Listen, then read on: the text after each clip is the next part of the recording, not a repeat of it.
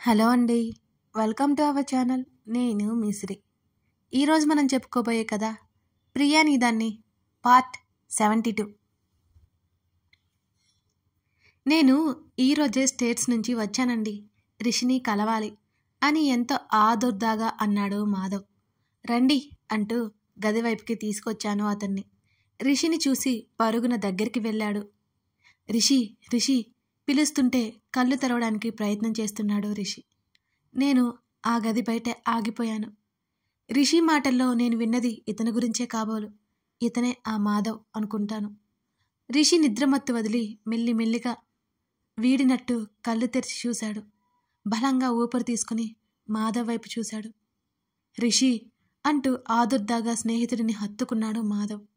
రిషి ఏదో ఆలోచిస్తున్న దానికి సంకేతంగా అతని కనుపాపలు అటూ ఇటూ కదులుతున్నాయి. నేను వెళ్ళాలిరా, నిన్ను తర్వాత కలుస్తాను. వెంటనే మాధవ్ని వదిలేసి గబుక్కున బెడ్ దిగి తలుపు దగ్గరికి వచ్చేశాడు రిషి. ఎదురుగా ఉన్న నన్ను చూసి ఆగిపోయాడు. అతని వ్యధ చూస్తుంటే బలవంతంగా కన్నీటిని ఆపుకొని చూస్తున్నాను అతని వైపు. మీ స్నేహితుడు వస్తే ఎక్కడికి వెళ్తున్నారు అని అడిగాను. తప్పుకో, వెళ్ళాలి నేను, అతడు ఆదుర్దాగా అంటుంటే. ఎక్కడికి అని నేను అడుగుతుండగానే మాధవ్ కూడా వచ్చి, ఎక్కడికి రా నువ్వు వెళ్ళేది అని రిషి భుజం మీద చెయ్యి వేసి ముందుకు వచ్చాడు మాధవ్. బంగారానికి ఏదో అయినట్టు పీడకల వచ్చిందిరా, నేను వెళ్ళాలి. బంగారాన్ని చూస్తే కానీ నాకు మనశ్శాంతి ఉండదు. రిషి కంగారు పడిపోతూ చెప్తుంటే అప్పటి వరకు నేను దాచుకున్న కన్నీళ్లు నా చెంపల మీద నుండి జారి నా శరీరం మీదకి చేరిపోయాయి. రిషి పరిస్థితి చూసిన మాధవ్ది దాదాపు అదే పరిస్థితి. అదంతా కల కాదు, నిజమని ఎలా చెప్పాలి ఇతనికి? రిషి అంటూ పూర్తిగా అతనిని తన వైపుకు తిప్పుకొని, అది కల కాదురా, నిజం, నిజంగానే రాహిణి లేదు అని మాధవ్ గట్టిగా చెప్పాడు. ఏయ్, ఏం వాగుతున్నావు? నేను నిన్నే హాస్పిటల్లో కలిసి వచ్చాను అంటూ రిషి మాధవ్ కారు పట్టుకుని లాగుతూ కాస్త భయంగా కాస్త కంగారుగా గట్టిగా అరిచాడు. రిషి, వాస్తవంలోకి రారా, రాహిణి లేదురా అంటూ లో గొంతుతో అన్నాడు మాధవ్. స్నేహితుడి పరిస్థితి చూసి బాధగా నచ్చ చెప్తున్నాడు. రిషి శిలలా చూస్తుండిపోయాడు. అంతలోనే అతనికంతా గుర్తొచ్చింది. మాధవ్ చొక్కా కాలర్ వదిలేసి ఒక్కొక్క అడుగు వెనక్కి వేస్తూ దూరం దూరం జరుగుతున్నాడు. నో నో, నా బంగారం అంటూ అతడు ఒక్కొక్క మాట పలుకుతూ వాస్తవాన్ని నమ్మలేక, నిజాన్ని చూడలేక అవస్థలు పడుతూ మోకాళ్ళ మీద కుప్ప కూలిపోయాడు. అతడు గట్టిగా అరిచాడు. లేదు లేదు, ఇది నిజం కాదు అంటూ 2 చేతులు జుట్టులోకి పోనిచ్చి గట్టిగా రోదిస్తుంటే పరుగున వెళ్ళాను. మాధవ్ కూడా మరో పక్క చేరి రిషిని పట్టుకుని, రిషి ప్లీజ్ రా, నిన్ను నువ్వు సముదాయించుకో అని రిషి గుండెల మీద నిమురుతూ మాధవ్ చెబుతుంటే పూర్తిగా తల నేలకు వాల్చేసి, మధు, నా వల్ల కావట్లేదురా, ఇది నిజం కాదురా, ఇది అబద్ధం అని విలపిస్తూ చెప్తుంటే నా గుండె కరిగిపోయింది. నోటికి చెయ్యడ్డు పెట్టుకున్నాను ఏడుపు ఆపుకోవడానికి అన్నట్టు. రిషిని హత్తుకొని, ఇదే నిజం రిషి, నీకు తెలుసు, కానీ నువ్వు నమ్మలేకపోతున్నావు అంతే, కానీ ఇదే వాస్తవం, అర్థం చేసుకో రిషికి నచ్చ చెప్తున్నాడు మాధవ్. నిన్నటి నుంచి వచ్చి గంగ కూడా ముట్టలేదు ఇతను. క్షణక్షణానికి కళావిహీనంగా అయిపోతున్నాడు. ఏడవడానికి కూడా ఓపిక లేనట్టు మాధవ్ భుజం దగ్గర ముఖం దాచుకున్నాడు. అతని నుంచి దూరం జరిగి కళ్ళు తుడుచుకున్నాను. నేను కిందకి వెళ్ళి జ్యూస్ తీసుకొచ్చాను. నిన్నటి నుంచి ఏం తినలేదండి, కనీసం నీళ్లు కూడా ముట్టలేదు అని మాధవ్కి చెప్పాను. రిషి కదలలేదు, మెదలలేదు అసలు. రిషి అంటూ దూరం జరిపి, కొంచెం జ్యూస్ తాగరా అని మాధవ్ అడుగుతుంటే తల అడ్డంగా పంకించి, నాకేంట్రా, చచ్చిపోవాలనిపిస్తోంది అన్నాడు రిషి. ఆ మాటకి నిలువెల్ల భయం బాధ చుట్టేశాయి నన్ను. అక్కడ ఉండలేక పరుగున బాల్కనీలోకి వెళ్ళిపోయాను నేను. ఏడుపు ఆపుకోలేకపోయాను ఈసారి. నా నోటికి చీర కొంగు కుక్కుకున్నాను ఆ శబ్దం బయటికి రాకుండా. రిషి, ఏంట్రా ఆ మాటలు? మాధవ్ జీరబోయిన స్వరంతో అడిగాడు. బ్రతకడానికి ఆశ కనిపించట్లేదురా అని విరక్తిగా అత్యంత నిర్లిప్తంగా అన్నాడు రిషి. అతని మాటలు నాలో ఉన్న కొద్ది ధైర్యాన్ని కూడా కొద్ది కొద్దిగా చంపేస్తున్నాయి. రాహిణి అంటే నీకెంత ఇష్టమో తెలుసు రిషి, కానీ తను లేదని నిన్ను నమ్ముకుని నీ తల్లిదండ్రులని, నీ భార్యకి బాధని మిగులుస్తావా? మాధవ్ నిలదీశాడు. నా పరిస్థితి ఎవరికీ రాకూడదనే కదరా జీవోత్సవంలాగా బ్రతుకుతున్నాను అన్నాడు గాద్గదిక స్వరంతో. కానీ రాహిణి కోరుకుంది ఇది కాదు రిషి అని అన్నాడు మాధవ్. తను నన్ను పెద్ద చట్రంలో ఇరికించిపోయిందిరా. నవ్వాలటన ఎలా వస్తుందిరా నవ్వు? ఎలా ఉంటాను సంతోషంగా? నా వల్ల కాదు మధు. ఒక్కరోజు ఇంత భారంగా ఉంటే మిగిలిన జీవితం రోజులు లెక్క పెట్టుకోవాలి నేనిక అని రిషి మళ్ళీ ఏడ్చేశాడు. అలా అనుకురా ప్లీజ్, కంట్రోల్ చేసుకో మాధవ్ ఓదార్చున్నాడు. రిషిని జ్యూస్ తాగమని బ్రతిమాలిన అస్సలు ముట్టుకోలేదు. కాసేపటికి సొమ్మసిల్లాడు. అసలే గత కొద్ది నెలలుగా మానసికంగా బలహీనంగా మారిపోయాడు. ఇప్పుడు పూర్తిగా శారీరకంగా బలహీనపడిపోయాడు అతను. రిషి కంగారుగా మాధవ్ పిలుస్తుంటే లోపలికి పరిగెత్తాను. నేనే అతను ముందు వెళ్ళి చూడగానే స్పృహ తప్పాడని అర్థమైంది. నిన్నటి నుంచి ఇంతే అండి, ఏం చేయాలో తెలియట్లేదు అని ఏడ్చేశాను ఆపుకోలేక. నన్ను జాలిగా చూశాడు మాధవ్.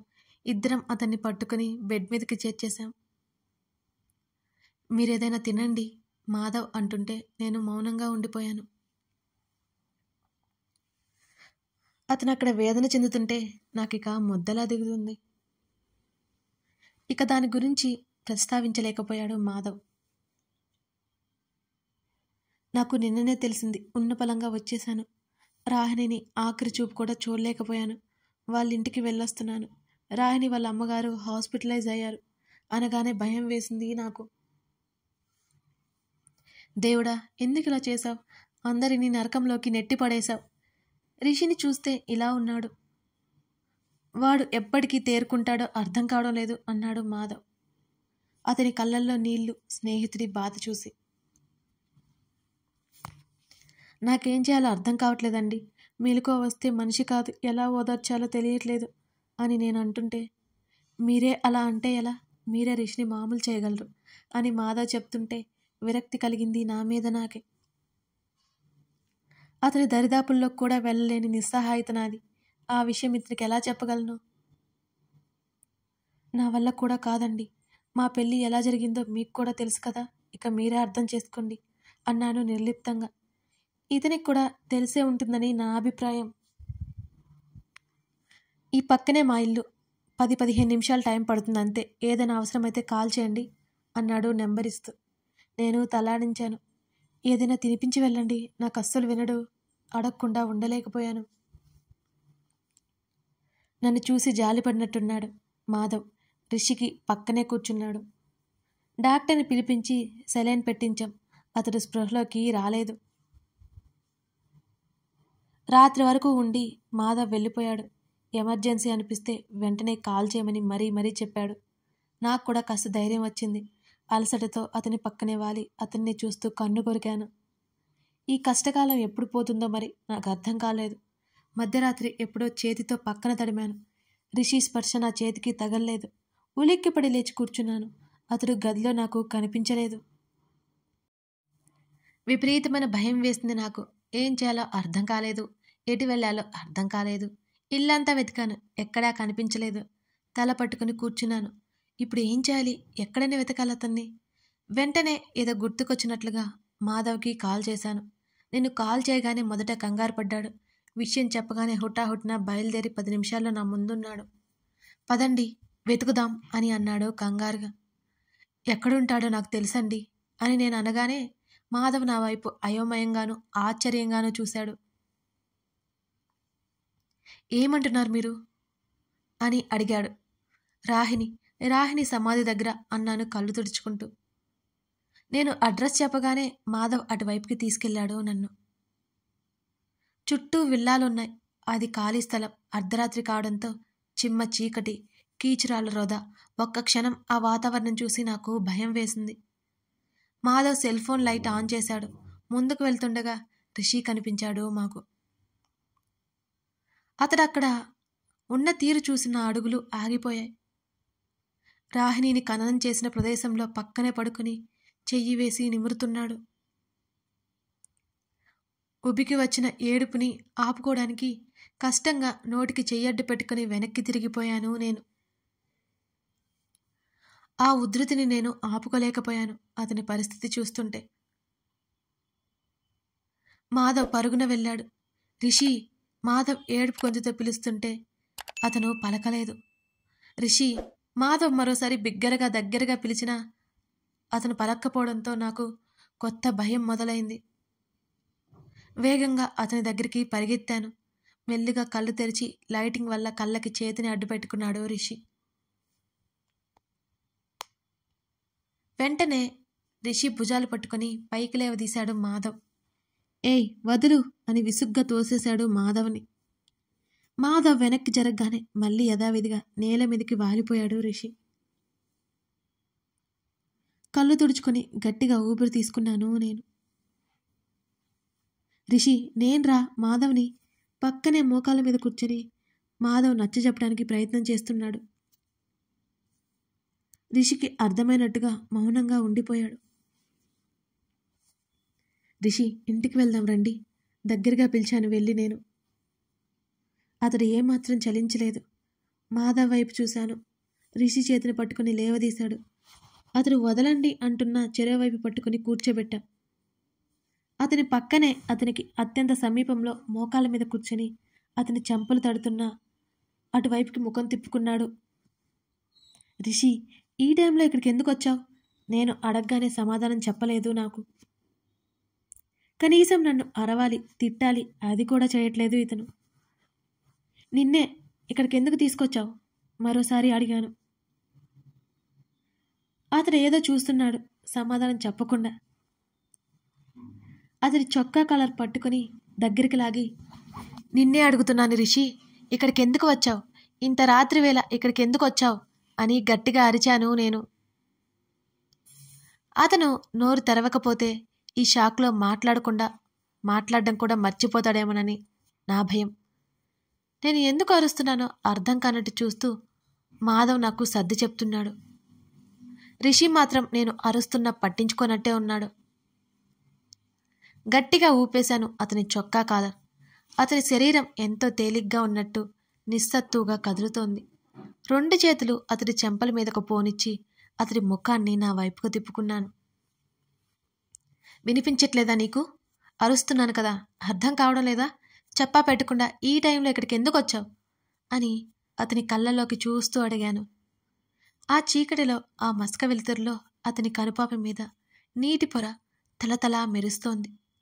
అది చూడగానే ధైర్యం సన్నగిల్లుతుంటే నన్ను నేను కష్టంగా సముదాయించుకున్నాను. నా బంగారం కోసం అన్నాడు ఒక్కొక్క ముక్క పలికి నోరు తెరుస్తూ. ఎక్కడుంది తను? చూపించు అన్నాను. ఇదిగో ఇక్కడే.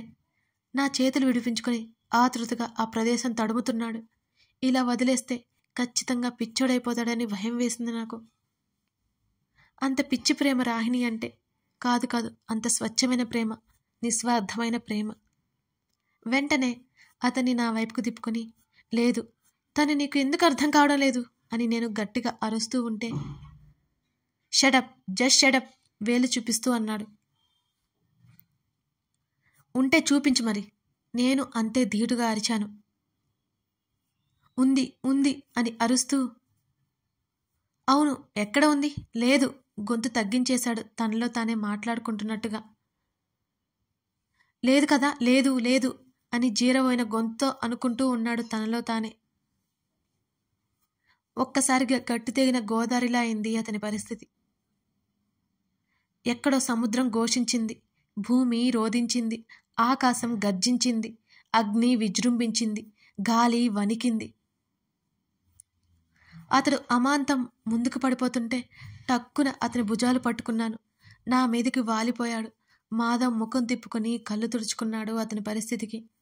అతడు నా గుండెల్లో తలదాచుకున్నాడు. మగవారు ఇంతగా ఏడుస్తారా, ఏడవచ్చా అనే ప్రశ్నలు ఇతన్ని చూస్తే మటుమాయమైపోతాయి. నా కన్నీళ్లు అతని తల మీదకు జారిపోతున్నాయి. నన్ను చుట్టేసి అలాగే ఏడ్చేస్తున్నాడు. జారిపోతున్న అతని తలను నాకేసి అదుముకున్నాను. నేల కొరిగే లతలా కాకూడదు తన పరిస్థితి. నేనున్నాను తనకి ఆసరాగా. ఇంటికి వెళ్ళిపోదామా? అతని నుదురు మీదకు పడుతున్న జుట్టు వెనక్కి తోస్తూ అడిగాను. అతడేం మాట్లాడలేదు. అలాగే ఉండిపోయాడు నా మీదనే నీరసంగా. మాధవ్ వైపు చూశాను. అతను పైకి లేచి రిషి చెయ్యి అందుకున్నాడు. మా ఇద్దరితో పాటు వచ్చేశాడు. అలాగే మౌనంగా, మరబొమ్మల. నేను తనతో పాటు వెనక కూర్చుంటే మాధవ్ డ్రైవ్ చేస్తున్నాడు. 2 చేతులు ముఖానికి అడ్డు పెట్టుకుని తల దించేసుకుని కూర్చున్నాడు. కొంచెం కొంచెం ఇహలోకంలోకి వస్తున్నాడు. ఇంటి ముందు మాధవ్ కారు ఆపాడు. కారు దిగి ఇంట్లోకి నడిచాడు. అతనితో పాటు నేను కాస్త వేగంగా నడిచాను. మాధవ్ కూడా మా వెనకాలే లోపలికి వచ్చాడు. టైం చూస్తే 3 గంటలైపోయింది. స్విమ్మింగ్ పూల్ వైపుకు వెళ్ళి ఆ గట్టు మీద కూర్చున్నాడు. అతనికి కాస్త దూరంలోనే ఆగిపోయాను నేను. మీరు వెళ్ళి ఏదైనా మాట్లాడండి అని మాధవ్తో చెప్తే, వీరి పరిస్థితి చూస్తుంటే ఏం తెలియట్లేదు. చెమ్మగిలిన కళ్ళతో అన్నాడు మాధవ్. కొంచెం డైవర్ట్ చేయండి. ఈలోపు నేను ఏదో ఒకటి వండుతాను. 2 రోజులైంది తాను తిని. ఈసారి నా గొంతు పూడుకుపోయింది. మరి నువ్వు? మాధవ్ అడిగిన ప్రశ్నకి సమాధానం లేదు నా దగ్గర. నాకు అలవాటే కదా చిన్నప్పటి నుంచి. 2-3 రోజులు తినకపోయినా ఉండగలను. ప్రాణాలు పోవు. తను అలా కాదు. చిన్నప్పటి నుంచి ఎంతో సున్నితంగా అష్టైశ్వర్యాలతో పుట్టి అమితానందాలను పొందిన వ్యక్తి. అతనిలా బ్రతకూడదు. నేను మౌనంగా వెనుదిరిగి కిచెన్లోకి వచ్చాను. అరగంటలో వండేశాను. అన్నీ ఉంటే వండడం ఎంతసేపు? నేను వెళ్ళేసరికి మాధవ్ భుజం మీద వాలి పూల్లో ఉన్న నీటి వైపు చూస్తున్నాడు రిషి. గాలికి నీటి ఉపరితలం మెల్లిగా కనిపిస్తుంటే ఆకాశంలో చంద్రుని ప్రతిబింబం కూడా అలాగే కదులుతూ అస్పష్టంగా కనబడుతోంది. మాధవ్ ఏం మాట్లాడాడో నాకైతే తెలియదు, కానీ రిషి మామూలుగానే కనబడుతున్నాడు. అతని చేత భోజనం ఎలా చేయించాలి ఏమో మరి. నా రాక గమనించిన మాధవ్, రిషి వెళ్ళి స్నానం చేసిరా అని అన్నాడు. రిషి అనుకూలంగా ఉన్నట్టు అనిపించింది. అక్కడి నుంచి పక్కకు వచ్చేశాను. రిషి, మాధవ్ మెట్లపైకి వెళ్ళిపోయారు. నా అవతారం చూసుకున్నాను. నా గురించి నేను పట్టించుకోకపోతే రిషిని ఎవరు చూసుకోవాలి అనిపించింది నాకు. కథ కొనసాగుతోంది. అవని రిషిని మార్చుకుంటుందా? ఈ కథ రికార్డింగ్ మొదలుపెట్టినప్పుడు నేనే కదా రాసింది, అస్సలు ఎమోషనల్ అవ్వకూడదు, ఇది కథే కదా అని నాకు నేను చెప్పుకుంటానా? కానీ లోపలికి వెళ్ళిపోతున్న కొద్దీ నా గొంతు అయితే పట్టేస్తుంది. మాట కూడా రాదు. ఆగి ఆగి రికార్డింగ్ చేసుకుంటాను. ఈ కథ అంటే నాకు అంత ఇష్టం. చాలా ఇష్టంతో రాసిన కథ. Thank you for watching.